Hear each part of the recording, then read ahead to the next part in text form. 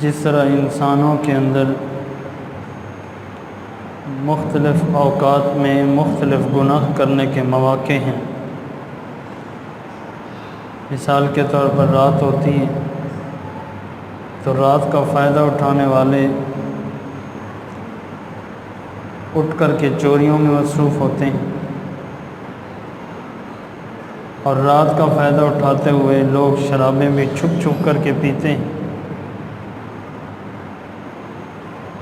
اسی طرح کاروبار کے اندر بندہ جب جاتا ہے، اس کو موقع ملتا ہے، وہ جھوٹ بول کے کاروبار بھی کر سکتا ہے، فراڈ بھی کرتا ہے۔ گناہ کے جس طرح مواقع ہیں، کچھ خوش نصیب ہوتے ہیں ان مواقع کا ناجائز فائدہ نہیں اٹھاتے، بلکہ اللہ تعالیٰ کے حضور اپنے آپ کو ڈر کے طور پر پیش کرتے ہیں اور گناہوں سے بچتے ہیں۔ اسی طرح یہ انسانی زندگی ہے، انسان مواقع نکالتا رہتا ہے گناہ کرنے کے، اور پھر اللہ نے مواقع بنائے ہیں گناہوں کو بخشنے کے۔ انسان ہے، خطا کا پتلا ہے، غلطی ہونا کوئی بڑی بات نہیں۔ عالم ہے، فاضل ہے، اس سے بھی غلطی ہوتی ہے، عام آدمی سے بھی ہوتی ہے، ہر انسان گناہ گار ہے سوائے انبیاء کرام کے علیہم السلام۔ اللہ تعالیٰ نے انسان کے لیے گناہوں کی بخشش کے بڑے مواقع پیدا کیے ہیں۔ اذان ہوتی ہے، نماز پڑھتے ہو، نماز پڑھنے سے، وضو کرنے سے انسان کے اعضائے جسم کے گناہوں کو اللہ تعالیٰ مٹا دیتا ہے۔ صغیرہ گناہ یاد رکھیں، یہ وضو کرنے سے، نماز پڑھنے سے آپ کے صغیرہ گناہ معاف ہوتے ہیں۔ بڑے گناہوں کو جب تک آپ اپنی زبان سے توبہ نہیں کریں گے اللہ معاف نہیں کرتا، یہ ذہن میں رکھیں۔ ہم کہنا کہ ہمیں ضرورت ہی نہیں ہے معافی مانگنے کی، ہم تو نماز پڑھتے ہیں، بس تازہ تازہ حساب برابر رہتا ہے۔ نا میرے بھائیو، اللہ غفور و رحیم ہے، اس نے فرمایا کہ میں شرک کو معاف نہیں کروں گا، باقی سب گناہوں کی معافی کے چانس ہیں، لیکن اللہ نہ کرے، اللہ نہ بخشے، پھر کیا ہوگا؟ اس لیے انسان کو سونے سے پہلے روزانہ توبہ کر کے سونا چاہیے۔ یا اللہ پتہ نہیں میں صبح اٹھتا ہوں کہ نہیں اٹھتا۔ اللہ کے نبی علیہ السلام کی حدیث دعا آپ لوگ پڑھتے ہوں گے، جب بھی نیند سے اللہ کے نبی کھڑے ہوتے تو کیا ارشاد فرماتے؟ الحمدللہ الذی احیانا بعدما اماتنا والیہ النشور۔ یا اللہ تیرا شکر ہے، تو نے موت کے بعد مجھے دوبارہ زندگی عطا کی۔ نیند کو اللہ کے نبی نے موت قرار دی ہے۔ آپ روزانہ موت کی آغوش میں جا کر صبح اللہ کی رحمت سے دوبارہ جی اٹھتے ہیں۔ اسی بات پہ ہی آپ اللہ کا شکر ادا کرتے، زندگی بسر کرتے، حق نہیں ادا ہوتا۔ انسان آنکھیں بند کرے، اللہ پکی آنکھیں بند کر دے، کیا کر لے گا؟ کسی نے گارنٹی دی ہے کہ یہ آنکھیں صبح کھولے گا کہ نہیں کھولے گا؟ اس لیے انسان کو شکر ادا کرنا چاہیے۔ یا اللہ تو نے جس حال میں رکھا ہے بہت اچھا رکھا ہے، کسی سے مانگ کے نہیں کھانا پڑتا، تو نے گزارے لائق روزی دی ہے، دی تو ہے نا، کسی سے مانگنا نہیں پڑتا۔ لاک ڈاؤن کے دوران کتنے سفید پوش لوگ کاروبار سے مجبوراً رکنا پڑا، آنکھوں سے آنسو بھی نہیں رکتے تھے، کبھی کسی سے مانگا نہیں تھا۔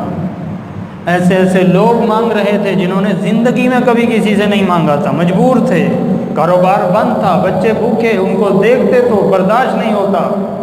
کئی ایسے بھی لوگ گزرے ہیں جو اکیلے کمرے میں گھس کر کے زور زور سے زاروں قطار روتے تھے۔ لاک ڈاؤن کے دوران سفید پوش لوگ جن کے پاس گزارے کی روزی تھی، ان کی حالت گزری۔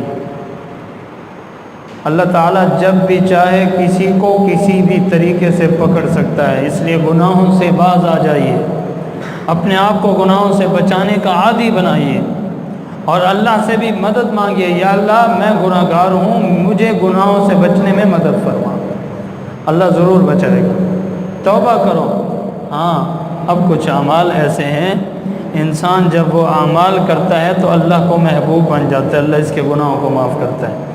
اللہ تعالیٰ فرماتے ہیں والذین جاہدوا فینا لنهدینہم سبلنا وان اللہ لمع المحسنین۔ لوگوں، جو لوگ میرے معاملے میں، میرے راستے میں کوشش کرتے ہیں، جد و جہد کرتے ہیں کہ اللہ ہم تیرے راستے پہ چل رہے ہیں اور یہ راستہ ہمیں جنت کی طرف لے جائے، اللہ فرماتے ہیں جب تم میرے راستے میں چلتے ہو، نیکیاں کرتے ہو، تو اللہ فرماتے ہیں وَإِنَّ اللَّهَ لَمَعَ الْمُحْسِنِينَ، نیکوکار لوگوں کے ساتھ اللہ ہو جاتا ہے، اللہ نیکی کی توفیق دے دیتا ہے۔ کوشش کرو، نماز پڑھنے کے لیے کوشش کرو، اللہ تمہیں 5 وقت کا نمازی بنا دے گا۔ ایک کی عادت تم پیدا کرو، باقیوں کی عادت تمہیں اللہ پیدا کر دے گا۔ انسان کے اندر جب کوشش ہی نہ ہو، جد و جہد ہی نہ ہو، بس پڑھا ہے جہاں پڑھا ہے، ایسے انسان کو کبھی اللہ ہدایت نہیں دیتا۔ نبی علیہ الصلوۃ والسلام کی حدیث ہے کہ اللہ تعالیٰ دولت اس کو بھی دیتا ہے جو مانگے، اس کو بھی دیتا ہے جو نہ مانگے۔ ہدایت ایک ایسی نعمت ہے جو مانگتا ہے صرف اس کو ملتی ہے، ہر بندے کو نہیں۔ نیکی کرتے ہو، نیکی کے ساتھ اللہ سے توفیق بھی مانگو، یا اللہ تیری مہربانی ہے میں مسجد میں آ گیا ہوں، تو مجھے لایا ہے، مجھ سے کتنے خوبصورت، مجھ سے کتنے امیر، مجھ سے کتنے خاندانی لوگ مسجد کا منہ دیکھنے کو تیار نہیں، نعوذ باللہ۔ زندگی میں کبھی عید کی نماز نصیب ہوتی ہے، سال کے بعد عید الاضحیٰ انہوں نے مسجد کو دیکھنا ہوتا ہے، باقی نہیں دیکھتے، یا کبھی جنازہ پڑھنا پڑ جائے تو اس نماز کو ان کو ادا کرنے کا وقت ملتا ہے۔ لوگوں کی نمازیں پڑھنے آتے ہیں، اپنی نماز اپنے لیے جو قبر کی فراخی کا باعث بنے اس کے قریب نہیں جاتے۔ کیا اللہ کے سامنے ہم منہ لے کر کے جائیں گے؟ قربانیوں پہ قربانیاں ہو رہی ہیں، جانوروں کے جانور خریدے جا رہے ہیں، 2-2 لاکھ 3-3 لاکھ، حتیٰ کہ بعض ایسے بھی لوگ ہیں جو کہتے ہیں ہم 5 لاکھ سے کم والا ویڑا خریدیں، ہماری بے عزتی ہے، ہماری بے عزتی ہے۔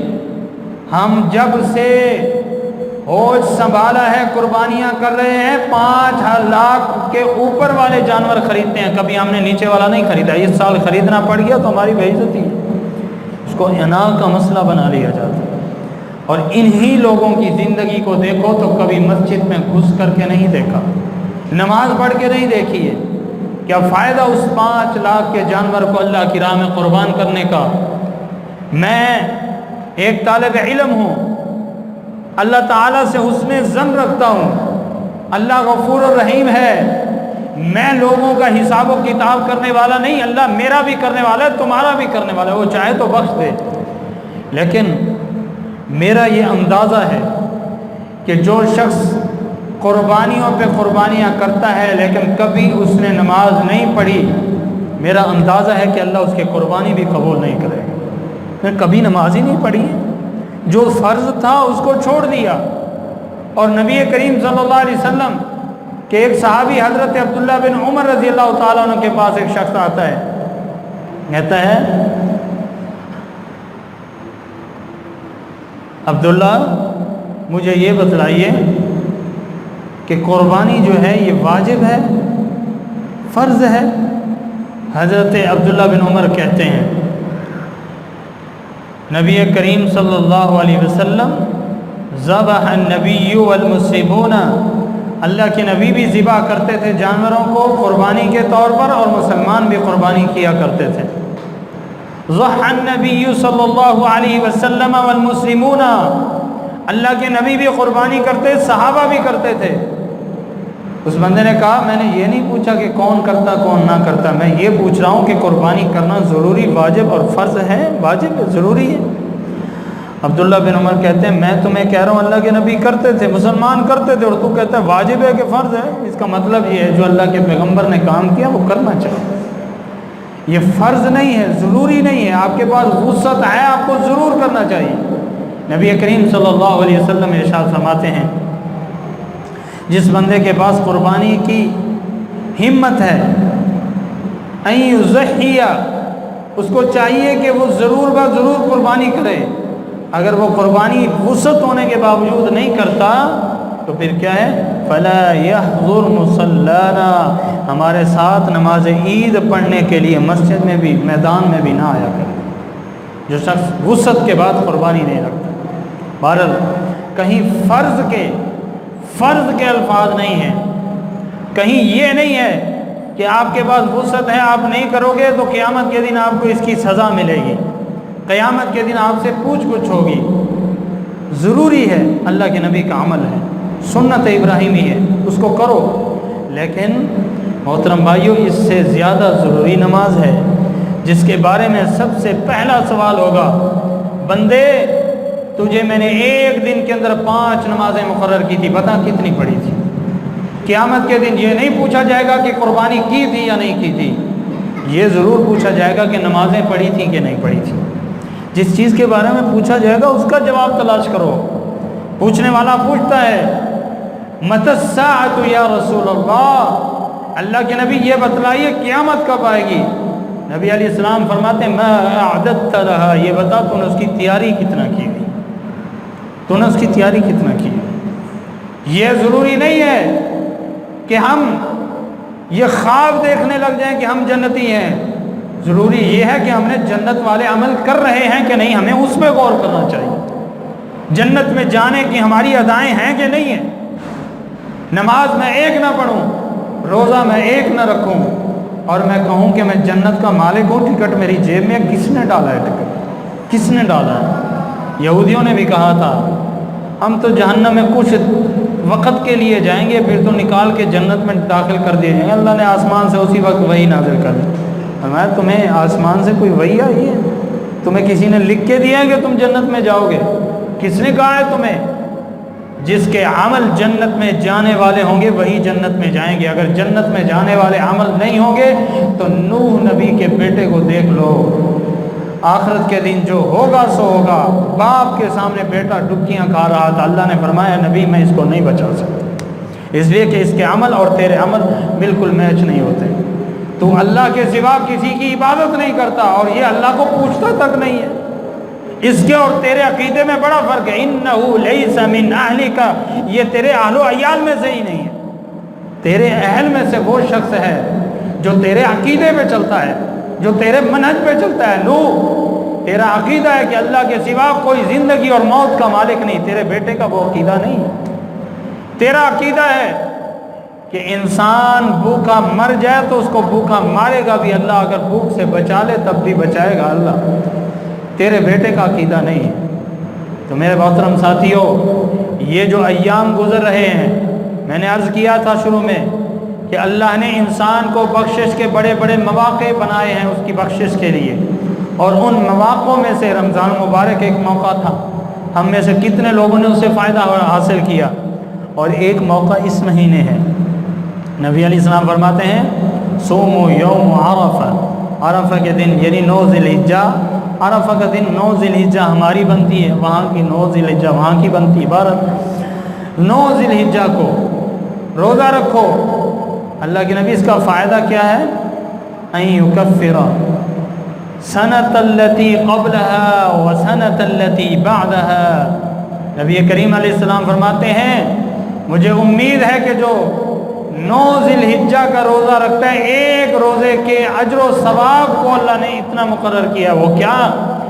1 سال کے گزشتہ گناہ معاف ہو جائیں گے، اور 1 سال جو ابھی اگر اس نے گزارا اور اس میں جو گناہ کرے گا ایڈوانس معاف ہو جاتے ہیں، ایڈوانس اللہ معاف کر دیتے ہیں۔ یہ موقع کب ملنے والا ہے؟ جمعہ والے دن، جمعہ کو بنے گا نا 9 ذی الحجہ۔ اب یہاں پہ بہت بڑا اختلاف میں بندے چلے جاتے ہیں بھی وہاں عرفہ جمعرات کو بنے گا، تو عرفہ کا دن یہاں بھی عرفہ کا دن وہی ہونا چاہیے، یہاں 8 کو روزہ رکھو۔ اس میں بچنے کے لیے لوگ 8 کو بھی رکھتے ہیں، 9 کو بھی رکھ لیتے ہیں۔ تو ہر ملک میں چاند کے حساب سے ہوتا ہے۔ ہم نے کبھی عید الاضحیٰ وہاں جمعہ بنے گی، ہم نے عید الاضحیٰ وہاں جمعہ کے حساب سے یہاں کریں گے؟ نہیں کریں گے نا، ہمیں جیسے چاند نظر آئے ایک دن بعد ہمارا وہی ہوگا۔ اس سے اختلاف جھنجھٹوں سے اپنے آپ کو بچائیے۔ سیدھی سی بات ہے، 9 ذی الحجہ کا اللہ کے نبی نے کچھ تذکرہ نہیں کیا، حدیث میں میرے علم کے اندر کوئی ایسی بات نہیں آئی جس میں 9 ذی الحجہ کا ذکر ہو۔ یوم عرفہ کا ذکر ہے، اور یوم عرفہ کب بنتا ہے؟ 9 آتی ہے تو وہاں پہ یوم عرفہ ہوتا ہے، وقوف عرفہ، جب حاجی عرفہ کے میدان میں جمع ہوتے ہیں اس دن کو یوم عرفہ کہا جاتا ہے۔ اور وہ حاجی کبھی 8 کو وہاں گئے ہیں؟ نہیں نا، 9 کو وہاں جمع ہوتے ہیں نا، اس لیے تاریخ مقرر ہو گئی ہے۔ تاریخ عیاں ہو گئی ہے کہ 9 سے پہلے حاجی نہیں جاتے ہیں، تو 9 ہوتی ہے تو جاتے ہیں، اس لیے عرفہ 9 کا دن ہے، ہم بھی اپنے حساب سے 9 کا روزہ رکھیں۔ اس کے علاوہ اٹھتے بیٹھتے تکبیرات کہیں، اللہ اکبر اللہ اکبر، لا الہ الا اللہ واللہ اکبر اللہ اکبر وللہ الحمد۔ ابو ہریرہ بیٹھے ہیں، شجر کاری کر رہے ہیں، درخت ہیں جی، ہمارے ہاں بھی ہو رہی ہے نا، گرین پاکستان کی مہم شروع ہے، درخت لگائے جا رہے ہیں، وزیر اعظم وغیرہ بڑے بڑے لوگ چھوٹے چھوٹے درخت لگا کے افتتاح کرتے ہیں تاکہ ہمیں دیکھ کے لوگ لگائیں، یہ پاکستان گرین گرین ہو جائے۔ گرین کی بہت اہمیت ہے، جنت بھی گرین ہے، اور وہ گرین کیسے ہوگی اس کا بھی طریقہ ہے۔ حضرت نبی کریم علیہ الصلوۃ والسلام ارشاد فرماتے ہیں، ابو ہریرہ کیا میں تجھے بچاؤں جو تو شجر کاری کر رہا ہے، اس سے بھی بہتر شجر کاری، اس سے بھی اچھے درخت۔ اللہ کے نبی کیا فرمایا، جب تو کہتے ہیں نا اللہ اکبر اللہ اکبر، لا الہ الا اللہ واللہ اکبر اللہ اکبر وللہ الحمد، سبحان اللہ الحمدللہ، یہ تسبیحات جب تو کہتا ہے نا، ایک ایک کلمے کے بدلے ایک ایک درخت جنت میں لگتا ہے۔ دوسری حدیث نبی کریم علیہ الصلوۃ والسلام ارشاد فرماتے ہیں، لقیت ابراہیم فی اسرا فی یوم اسرا، اللہ کے نبی فرماتے ہیں جس دن مجھے معراج پر لے جایا گیا، اس رات کو میں نے ابراہیم سے ملاقات کی۔ حضرت ابراہیم علیہ السلام نے کیا ارشاد فرمایا، اے نبی صلی اللہ علیہ وسلم، اے میرے بیٹے محمد، جا کر اپنی امت کو منی السلام، میری طرف سے سلام کہہ دینا۔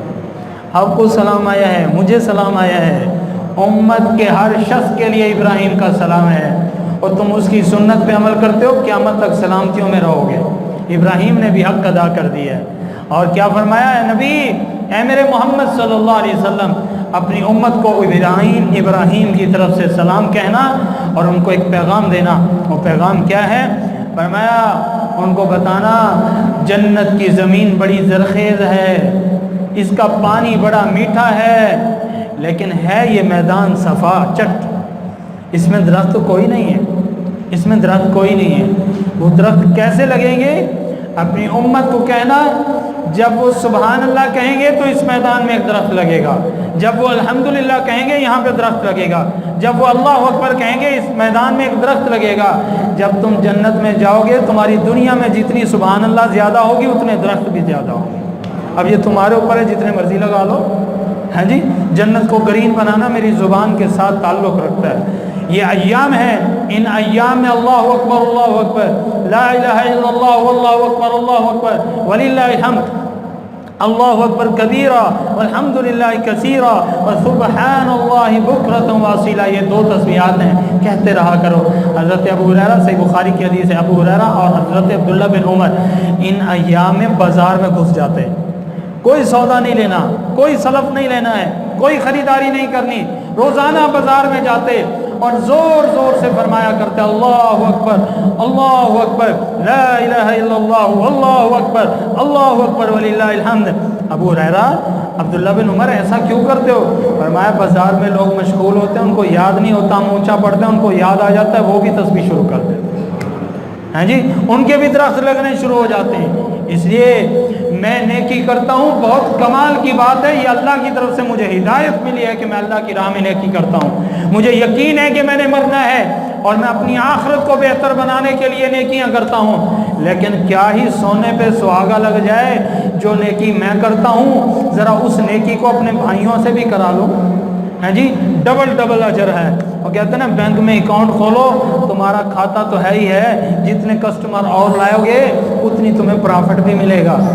یہ دنیا کا پرافٹ ہے جو ناجائز ہے۔ جائز پرافٹ کیا ہے؟ ہم اللہ اکبر کہتے ہیں، ہم نے ایک ایسی آواز میں کہی کہ لوگ سن لیتے ہیں، اور من دل علی خیر فلہ اجر مثل اجر فاعلہ، جو شخص نیکی کا کام کرتا ہے اور اس کو دیکھ کر کے لوگ بھی نیکیاں شروع کر دیتے ہیں، اللہ کے نبی فرماتے ہیں ان کو بھی پورا اجر ملے گا، اس کے نامہ اعمال میں ڈبل اجر ملے گا، ایک اپنا اور ایک لوگوں کو اللہ کی راہ پہ لگانے کا۔ اللہ سے دعا ہے اللہ ہمیں ان ایام کے اندر زیادہ سے زیادہ نیکیاں کرنے کی توفیق عطا فرمائے۔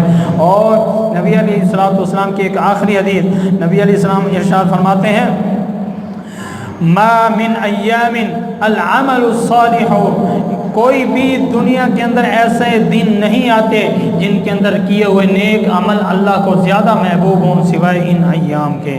یہ 10 جو دن ہیں نا، 10 دن، ان 10 دن کے اندر جو عمل کرو گے باقی ایام کی نسبت ان ایام میں کیا ہوا وہ عمل اللہ کو زیادہ پیارا بھی ہے، محبوب بھی ہے۔ وآخر دعوانا الحمدللہ۔